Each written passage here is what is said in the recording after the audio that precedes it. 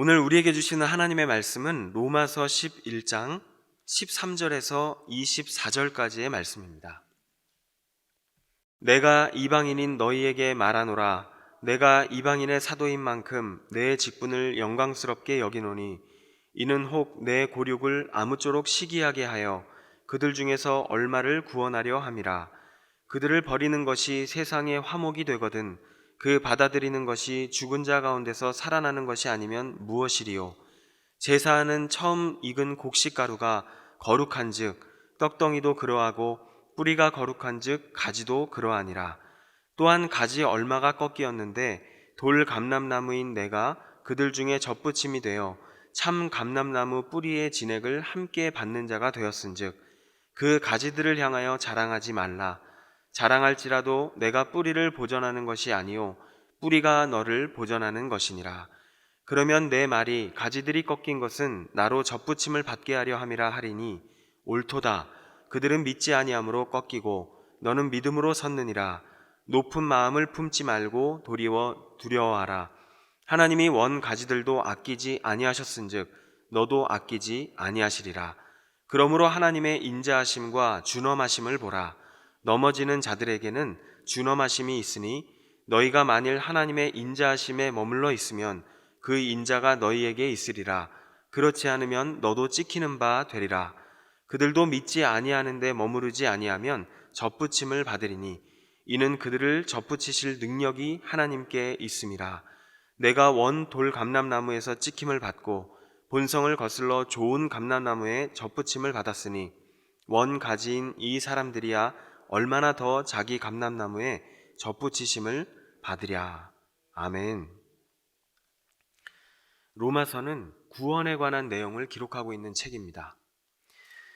1장부터 8장까지는 개인의 구원을 이야기하고 있는데 특히 믿지 않는 사람들의 구원 그리고 이방인들의 구원을 이야기하고 있었다면 9장에서 11장까지의 본문은 이스라엘 백성들의 구원에 대해서 이야기하고 있는 내용입니다.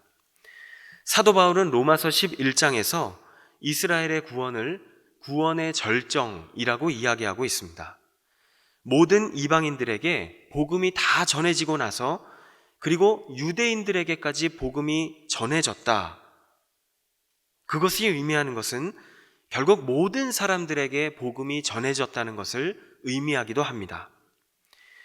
결국 이방인의 구원과 이스라엘의 구원, 이 두 가지가 이루어졌을 때 역사의 마지막이 온다고 성경은 또한 말씀하고 있습니다.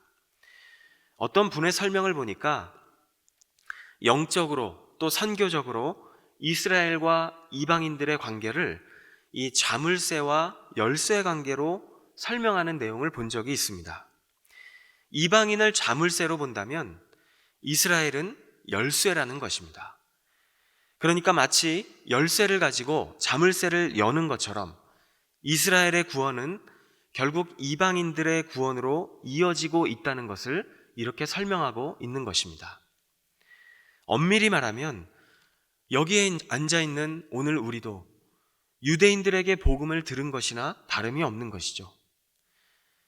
왜냐하면 이방인들에게 복음을 전했던 가장 대표적인 사람, 이방인의 사도였던 사도 바울이 바로 유대인이었기 때문입니다.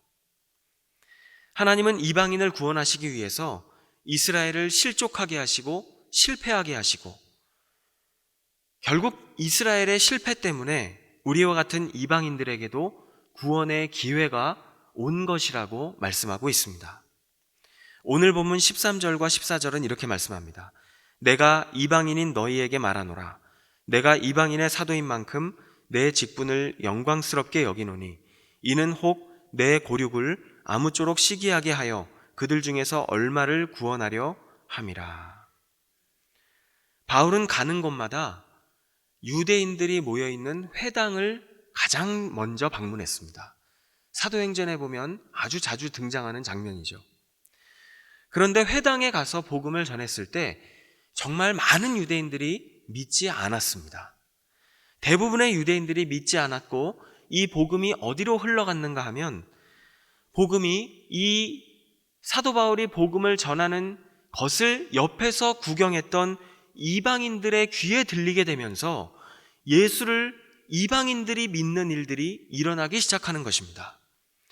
이것을 바울은 이스라엘의 실패라고 이야기하고 있고, 원래의 나무에서 가지가 꺾이는 모습으로 비유를 하고 있습니다. 반면에 복음을 듣고 받아들인 이 이방인들의 모습을 원래는 이 나무와 상관없는 가지인데도 불구하고 나무에 접붙여진 가지의 모습으로 묘사를 하고 있는 것을 우리는 보게 됩니다. 이것을 17절 말씀, 오늘 본문의 17절은 이렇게 설명합니다. 또한 가지 얼마가 꺾이었는데 돌 감람나무인 내가 그들 중에 접붙임이 되어 참 감람나무 뿌리의 진액을 함께 받는 자가 되었다. 가지가 꺾였는데 그 꺾인 자리에 돌 감람나무인 그 가지가 접붙임이 되었다라고 이야기를 하고 있는 것입니다.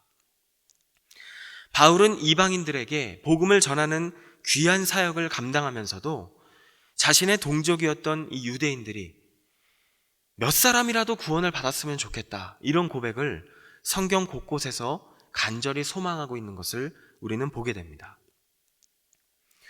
이러한 말씀을 보면서 묵상하게 된 것은 나와 가장 가까이에 있는 가족이나 친척, 그 사람들이 복음을 거절하는 것, 참 많은 좌절이 되죠. 저도 가족 가운데 아직 믿지 않는 사람들이 있기 때문에 복음을 전하려고 시도하고 있습니다. 그럼에도 되지 않는 그런 모습을 볼 때마다 얼마나 낙심이 되는지 모릅니다. 그런데 오늘 본문을 묵상하면서 정말 내가 정말 전도하고 싶어하는 그 사람들이 복음을 받아들이지 않았을 때 그것에 좌절하기보다는 먼저 복음의 문이 열려있는 그곳에 가서 하나님께서 만나게 하시는 사람들에게 힘써 복음을 전하는 이 사도 바울의 모습을 보면서 내 삶도 이뤄야 되지 않을까를 묵상해 보게 되었습니다. 복음 전도의 사역을 통해서 결국 다른 사람들이 복을 받으면 언젠가는 내 가족과 친척들도 그 사람들의 복을 받은 모습을 보고 정말 영생을 얻은 모습을 보고 주님께 나오게 되지 않겠습니까? 나 한 사람으로는 이것이 불가능해 보일지 몰라도 하나님의 사람들이 곳곳에서 이렇게 복음의 문을 열어주셨을 때, 복음을 전하기 시작할 때 언젠가는 우리의 가족들도 그러한 모습을 보고 하나님께 돌아오게 될 줄로 믿습니다. 그렇기 때문에 낙심하지 마시고 하나님께서 내 주위에 복음의 문을 열어주셨다면 적극적으로 들어가서 복음을 전하는 삶을 살아가는 오늘 하루의 삶이 되시기를 간절히 소망합니다. 오늘 본문에 보니까 또한 이스라엘이 실패했다고 해서 그러나 하나님이 이 유대인들을 버린 것이 아니라고 이야기합니다. 하나님께서는 이스라엘을 반드시 다시 찾을 것이라고 말씀하고 있습니다. 23절과 24절 이렇게 말씀합니다. 그들도 믿지 아니하는데 머무르지 아니하면 접붙임을 받으리니 이는 그들을 접붙이실 능력이 하나님께 있음이라. 네가 원 돌 감람나무에서 찍힘을 받고 본성을 거슬러 좋은 감람나무에 접붙임을 받았으니 원 가지인 이 사람들이야 얼마나 더 자기 감람나무에 접붙이심을 받으랴. 하나님께서 포기하지 않았다고 말씀합니다. 결국 돌아오게 하실 거라고 말씀하고 있습니다. 그러면서 바울은 예수님을 늦게 믿은 로마의 이방인 크리스찬들을 향해서, 유대인들을 향해서 너희들이 자랑할 이유가 하나도 없다라고 이야기하고 있습니다. 높은 마음을 품지 말고 오히려 두려워하라는 것입니다. 20절에서 22절입니다. 옳도다. 그들은 믿지 아니함으로 꺾이고 너는 믿음으로 섰느니라. 높은 마음을 품지 말고 오히려 두려워하라. 하나님이 원 가지들도 아끼지 아니하셨은즉 너도 아끼지 아니하시리라. 그러므로 하나님의 인자하심과 준엄하심을 보라. 넘어지는 자들에게는 준엄하심이 있으니 너희가 만일 하나님의 인자하심에 머물러 있으면 그 인자가 너희에게 있으리라. 그렇지 않으면 너도 찍히는 바 되리라. 하나님께 선택받았던 유대인들도 결국 불신앙 때문에 하나님의 심판을 받게 되었습니다. 그런데 믿음이 있다고 하는 이방인들도 마찬가지라는 것입니다. 영적으로 교만하거나 자만하게 되었을 때 결국 유대인들과 똑같이 될 수 있다는 것입니다. 우리가 지금 살고 있는 이 미국, 그리고 두고 온 대한민국도 사실은 신앙 위에 세워진 나라 아니겠습니까? 신앙 위에 세워졌고 신앙을 가진 지도자가 있었기 때문에 결국 나라가 여기까지 올 수 있었던 것입니다. 그렇게 하나님께서 축복과 은혜를 주셨음에도 불구하고 최근에 보여지는 모습이나 또 전해져 들려오는 이야기를 들었을 때 지금도 하나님의 은혜를 제대로 이해하고 있는가에 대해 다시 한번 질문하게 될 때가 많습니다. 다시 한번 그러한 모습을 돌아보게 될 때가 있는 것이죠. 하나님의 은혜가 어떻게 보면 자기중심적이고 편의주의적인 신앙생활을 하기 위한 도구로 전락해버린 것은 아닌가. 한마디로 값싼 은혜가 되어버린 것은 아닌가. 생각해 봅니다. 이 500년의 역사를 가진 독일 교회가 왜 무너졌을까? 영국을 비롯한 유럽에 있는 교회들이 왜 그렇게 무기력한 교회가 되었을까? 그것을 생각해 보면서 저는 또한 생각했습니다. 우리도 예외가 아니구나. 이곳에 사는 우리도, 대한민국에서 사는 우리도 예외가 될 수 없구나 라는 것을 묵상하게 되었습니다. 사랑하는 여러분, 복음을 제대로 붙잡고 있지 않는 단순한 교회 생활은 오늘 본문이 이야기하고 있는 이스라엘 백성의 모습과 하나도 다르지 않은 것입니다. 은혜에 대한 본질적인 이해가 없으면 내가 얼마나 하나님의 은혜가 필요한 사람인지를 알지 못하는 것입니다. 그러다가 결국 어떻게 됩니까? 하나님 없이도 살 수 있다고 하는 생각을 하기 시작하는 순간부터 영적으로 망가져가기 시작하는 것입니다. 그렇게 자신도 모르게 망가져가고 있는데도 불구하고 정작 본인은 어떻습니까? 나는 교회 안에 있기 때문에 괜찮다라는 안도감으로 살아가기 시작하는 것입니다. 이스라엘 백성들에게 예배가 없었습니까? 봉사가 없었습니까?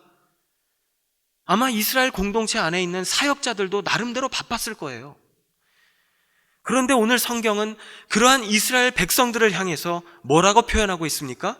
영적으로 완전히 꺾여버렸다라고 이야기하고 있습니다.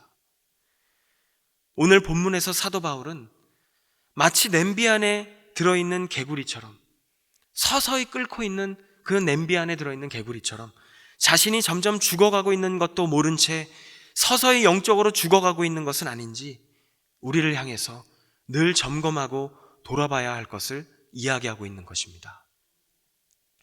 사랑하는 여러분, 로마에 있었던 이방인들이 가지고 있었던 이 나태함은 영적인 나태함을 이야기하는 것이죠.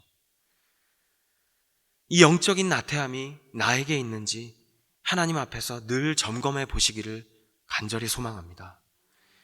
그리고 가정과 교회와 일터에서 복음을 선명하게 이해하고 살아가는 저와 여러분의 삶이 되기를 간절히 소망합니다. 우리 안에서도 정말 중요한 가족 구원을 위해서 기도하며 애쓰시는 분들이 계실 것입니다.